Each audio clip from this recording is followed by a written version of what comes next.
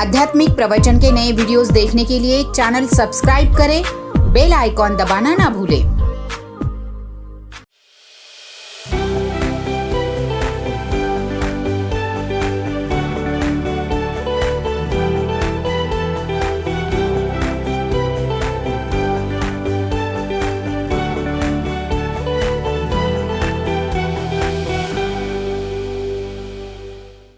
सत्कार योग प्यारी साथ संगत जी, प्यार से कहना धन अहंकार और साथ संगत अपने आप को हमने कैसा जीवन व्यतीत करना है। तो दास भावना वाला जीवन जो होता है, कहते हैं कि आपस को जो जाने नीचा से ही समझे सबसे ऊंचा। क्योंकि जब तक हमारे अंदर ये दास भावना नहीं आती तब तक हम कोई भी बात जो है अच्छाइयों की ओर हम जा ही नहीं सकते। क्योंकि ये जो मन है बहुत शातिर है, ये हमेशा ही बड़ी ऊंची ऊंची उड़ाने मारता है और बहुत चतुर चालाकियां करता है। लेकिन साथ में ये मन को अगर हम साफ नहीं रखते तब तक हम मन कैसे साफ होगा।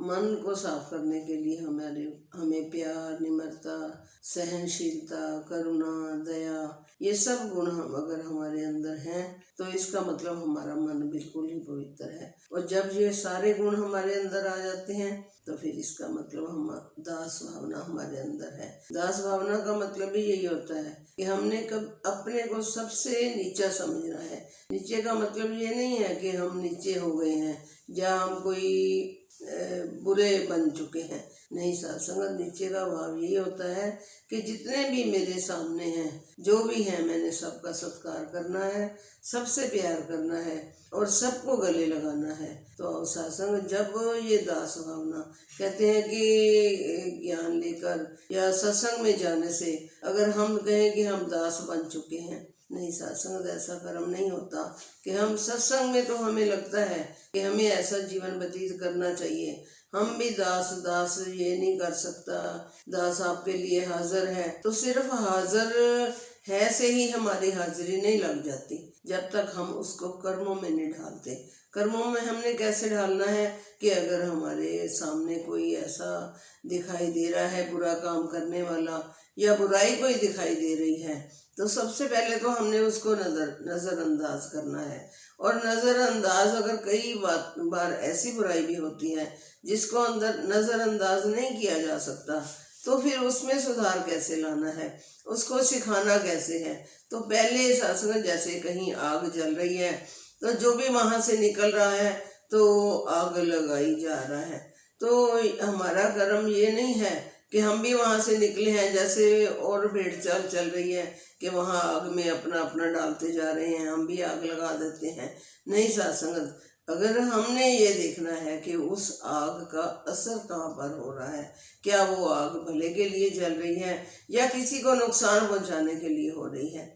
अगर वो किसी को नुकसान पहुँचाने के लिए हो रही है तो जो दास भावना वाली बात होती है, जो कर्म करने वाली बात होती है, वो यही होती है कि मैंने इस आग को बुझाना है, ना कि इसको और भड़काना है। इसमें तेल नहीं डालना, इसमें पानी का काम करना है। तो सत्संग आपने वो चिड़िया वाली बात भी सुनी है कि चिड़िया कैसे एक जगह आग लगी हुई थी तो वो चिड़िया अपनी चोंच में पानी भर भर कर वहाँ आग के ऊपर जाकर डाल रही थी। तो किसी ने उससे पूछा कि तेरी इतनी सी चोंच से क्या हो जाएगा, क्या ये आग बुझ जाएगी? तो आगे से चिड़िया ने कितना सुंदर जवाब दिया कि भले ही मेरी इस चोंच में पानी से आग ना बुझे, लेकिन मेरा नाम आग बुझाने वालों में आ जाएगा। तो सत्संग हमारा भी कर्म यही बनता है कि हमने जो कहते हैं कि कई बार किसी का हम देखते हैं कि झगड़ा हो रहा है तो किसी को पिटाई किसी की कर रहे हैं तो बुरी तरह से कोई मार रहा है, तो जो कहते हैं बुरे कर्म करने वाले होते हैं, शैतान मन होता है ना, वो फिर ये नहीं देखता कि ये थप्पड़ इसको क्यों लगाए जा रहे हैं, इसको क्यों पीटा जा रहा है। वो आता है तो 2 थप्पड़ वो भी लगा देता है। तो सत्संग ये काम हमने नहीं करना। हमारा कर्म है कि अगर किसी को भी भले ही बाद में सोचना है कि गलती किसकी है, उस टाइम पे हमने उस बात को ख़त्म करने वाली जो काम है, वो एक दास जो होते हैं वही ये काम कर सकते हैं। तो तो आज भी दासी बाबा जी के विचार सुन रही थी, तो बाबा जी यही कह रहे थे कि अपने मन को हमने अच्छाइयों की ओर लेकर जाना है, ना कि बुराइयों की ओर लेकर जाना है। ये अच्छाइयाँ क्या हैं? कहते कि जब कहते जो नदी में बंदा डूब रहा होता है ना, जब वो उसके पानी सर तक पहुंचने वाला होता है, उसको दिख रहा होता है कि मैं अब मरने वाला हूँ, मैं डूबने वाला हूँ, तो वो तरस रहा होता है कि मैं किसी तरीके बाहर निकल जाऊं और मेरी जान बच जाए। तो सत्संग दास भावना का मतलब भी यही है कि हमने भी यही काम करना है कि अगर हमें कोई बुराइयों की ओर ले जा रहा है तो हमने ऐसा अपने आप को महसूस करना है कि कौन सा समय ऐसा आए कि मैं इन बुराइयों को छोड़कर अच्छाइयों की ओर दौड़ूं। और जब किसी को बुरी तरह से कहीं जलन हो रही होती है, वो फिर कैसे पानी में गिरना चाहता है कि मेरे को शांति मिल जाए। तो ऐसे जो हमने अच्छाइयों की ओर जब दौड़ना है तो वो फिर ऐसे ही करना है कि हम अच्छाइयों की तरफ दौड़ने के लिए, जैसे उस समय हमारा मन ऐसे 2 मिनट भी वेट नहीं करता, तो वैसे हमने अच्छाइयों की ओर अपने आप को फिर अपने आप को लेकर जाना है, ताकि हमें सुकून मिल जाए। और हमारा मन, कहते हैं कि जो बुराइयों की संगत में जब हमारा मन दौड़ता है तो बुराइयां तो बहुत जल्दी असर कर जाती हैं, लेकिन अच्छाई वाली बात सीखने के लिए बहुत समय लगता है। एक एक बात को सिखाने के लिए कितनी बार उस पर कर्म करना पड़ता है। लेकिन जो मन है ये बहुत चंचल होता है, क्योंकि ये 2 मिनट में किधर का किधर पहुंच जाता है। इसको काबू में रखने के लिए हमें बहुत मेहनत करनी पड़ती है। तो सत्संग हमेशा अपने मन को काबू रख के फिर सत्संग हमने जो भी कर्म करना है, जितना भी मुश्किल से मुश्किल काम हो, तो कई बार इतना गुस्सा आया बड़ा होता है, ये मन है 2 मिनट भी वेट नहीं करता, उसका जवाब देने के लिए 2 मिनट में तैयार हो जाता है, झट से उसको कुछ ना कुछ गलत बोल देता है। लेकिन जो अगर कोई अच्छा काम करना हो तो उसके लिए 10 बार सोचता है कि मैं ये करूं कि ना करूं। तो सत्संग हमेशा कहते कि हमने ऐसे संतों का संग करना है कि साकत संग न कीजिए, दूर हो जाइए भाग। किस लिए कहा है कि बुरे की संगत करने से असर बड़ा जल्दी बुरा हो जाएगा। और जब हम साधुओं की संगत करते हैं, जब अपना ये ध्यान इस निराकार की ओर लगाते हैं, अच्छाइयाँ ही अच्छाइयाँ, वहाँ आपने देखा कि सत्संग में बैठे हुए हमें कितना अच्छी अच्छी बातें सुनने को मिलती हैं। फिर हम कैसे दौड़ते हैं कि वहाँ बैठे 100% हमारा मन कर रहा होता है कि मेरा भी जीवन ऐसा हो, मेरा भी जीवन ऐसा बन जाए, काश मैं भी ऐसे कर सकूं। लेकिन सत्संग उस पर कर्म करने के लिए बहुत मेहनत करनी पड़ती है। इसलिए कहा गया है कि बार बार अच्छों का संग करो, संतों का संग करो।